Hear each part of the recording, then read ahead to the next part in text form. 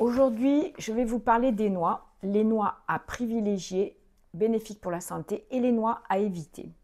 Ne m'en veuillez pas si je lis mes notes, mais il y en a 8 et de cette façon, je n'oublierai aucune des informations essentielles que j'ai envie de partager avec vous aujourd'hui. Et restez jusqu'à la fin, parce qu'à la fin, je vous dirai comment les intégrer et adapter si vous êtes atteinte de fibromyalgie. La première, c'est la noix de macadamia, qui est très riche en graisse, donc 76 g de graisse pour 100 g de noix. Pour un corps de plus de 60 ans, un corps vieillissant ou soumis à de l'inflammation, ça va surcharger le foie, donc augmenter le taux des triglycérides et augmenter votre taux de cholestérol. Si vous avez déjà un foie en surcharge ou de l'inflammation, évitez ou du moins limitez votre consommation. Ensuite vient la noix de Brésil. On en parle beaucoup. Soi-disant, elle est très bénéfique. Elle est très forte, elle a une très forte teneur en sélénium. Donc, trop de sélénium va devenir toxique. Si vous ressentez des tremblements, de la fatigue, des perturbations neurologiques, il faut vraiment supprimer complètement la noix de Brésil. Si vous êtes fibromyalgique, vous avez sûrement des troubles thyroïdiens ou rénaux, soyez prudents. Voilà, les gens qui ont des troubles rénaux, les troubles thyroïdiens, la noix de Brésil, et même dans la fibromyalgie, ce n'est pas recommandé. Ensuite, il y a les cacahuètes. Bon, ce n'est pas une noix, la cacahuète, c'est plutôt un arachide. En fait, ça fait partie des légumineuses. En fait, les cacahuètes sont riches en quelque chose qu'on appelle l'aflatoxine. Et elle contient aussi, la cacahuète, beaucoup d'oméga-6. Les oméga-6, on en trouve partout dans notre alimentation. Il y en a souvent trop. Donc, ça veut dire que c'est pro-inflammatoire, la cacahuète. Il ne faut pas en consommer si on est fibromyalgique. C'est vraiment quelque chose qui augmente l'inflammation. Et l'inflammation, c'est vraiment un ennemi des personnes fibromyalgiques. Ensuite vient la noix de cajou. Je l'adore, mais bon, elle est riche en oxalate. Donc là, c'est pas bon si vous avez des risques de calculs rénaux. Elle est riche en glucides. Donc pour un encas, pour des gens qui ont du diabète, c'est pas bon non plus. Si vous êtes en surpoids, et il y a beaucoup de personnes fibromyalgiques qui ont pris beaucoup de poids avec la fibromyalgie, donc évitez la noix de cajou. Alors après, on va parler maintenant des bonnes noix. On va commencer par la noix de pacane, qui a une forte teneur en antioxydants. Un antioxydant qui s'appelle l'ORAC, qui est très très élevé, et aussi en acide oléique monoinsaturé. Donc c'est bon pour le cerveau, c'est bon pour la glycémie, ça ne fait pas augmenter votre glycémie. Donc même si vous êtes diabétique, vous pouvez en manger. Pour la fibromyalgie, pour les gens qui ont des problèmes cognitifs, la fatigue et aussi des troubles cognitifs, des concentrations, etc., la pacane, c'est très bon. C'est un excellent allié. Ensuite, on a les pistaches. Elles sont riches en lutéine et en zéaxanthine. Zéaxanthine, tout ça, et la lutéine, c'est pour la vision. C'est très, très bon pour la vision.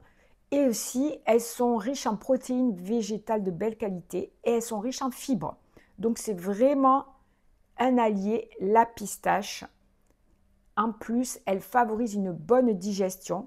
Beaucoup de mes clientes ont des troubles digestifs. Certains ont des problèmes de vision. Et en tout cas, la plupart des personnes fibromyalgiques ont de la fatigue chronique. Donc, les pistaches, pensez aux pistaches. Ensuite, on a les amandes. Les amandes, elles sont riches en vitamine E. C'est l'alpha-tocophéol et c'est ce qu'on retrouve dans l'huile d'olive. Elles sont riches en magnésium. Donc, pour le sommeil, c'est super. Elles sont bonnes pour le cœur, pour le cerveau et j'ai dit, voilà, pour favoriser le sommeil.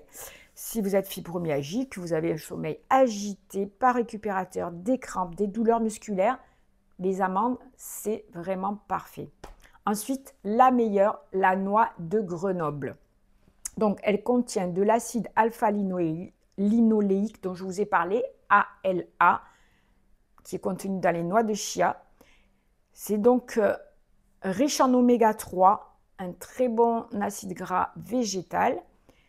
Et notre corps sait fabriquer à partir de la noix de Grenoble, la LA, elle sait avec cette taille-là, le transformer en EPA et DHA. Voilà, les bons acides gras essentiels. Donc pour l'inflammation, pour le cerveau, pour le cœur, pour le sommeil, la noix, c'est génial, la noix de Grenoble. Et bien sûr, c'est très intéressant si on est atteint de fibromyalgie. Donc voilà, puisque dans la fibromyalgie, on a des douleurs musculaires, même des crampes, on a des raideurs, une fatigue chronique, des troubles du sommeil, etc. Ce sont les noix que je vous recommande. Alors, comment on va faire pour les intégrer dans l'alimentation? Il faudrait prendre un petit peu de chaque, donc de ces 4 dont je vous ai cité, l'amande, la pistache, la noix de Grenoble et la pacane, voilà, j'avais oublié son nom. Vous allez prendre 30 grammes par jour en alternant pacane, pistache, amande, noix de Grenoble. Et bien sûr, celles que je vous ai citées qui ne sont pas bénéfiques, il faut les éviter. Faites-vous plaisir de temps en temps. Alors, je vous préconise de les prendre crues ou légèrement grillées à sec, pas salées bien sûr. Si vous pouvez bio, c'est encore mieux.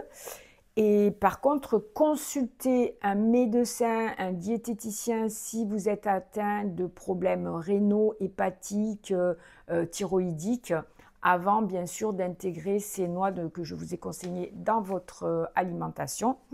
Et dans tous les cas, en résumé, elles ne sont pas toutes égales, les noix, surtout pour une personne qui vit avec des problématiques, des pathologies, de la fibromyalgie, une surcharge inflammatoire. Mais bon, en tout cas, en faisant les bons choix, vous allez nourrir votre corps, vous allez protéger votre corps et le renforcer. Si vous avez aimé ces conseils, si vous avez aimé cette vidéo, n'hésitez pas à me mettre un like et abonnez-vous à ma chaîne pour avoir d'autres conseils et informations sur les choses à faire et à ne pas faire. Prenez soin de vous et surtout, j'aimerais que vous me disiez qu'est-ce que vous allez mettre en place comme changement, quelle noix vous allez introduire et quelle noix vous allez arrêter suite à cette vidéo. Les commentaires sont importants pour l'algorithme pour qu'il puisse savoir que mes contenus sont regardés, sont attendus par des followers et donc de cette façon, il va pouvoir le montrer au plus grand nombre. Merci pour votre contribution.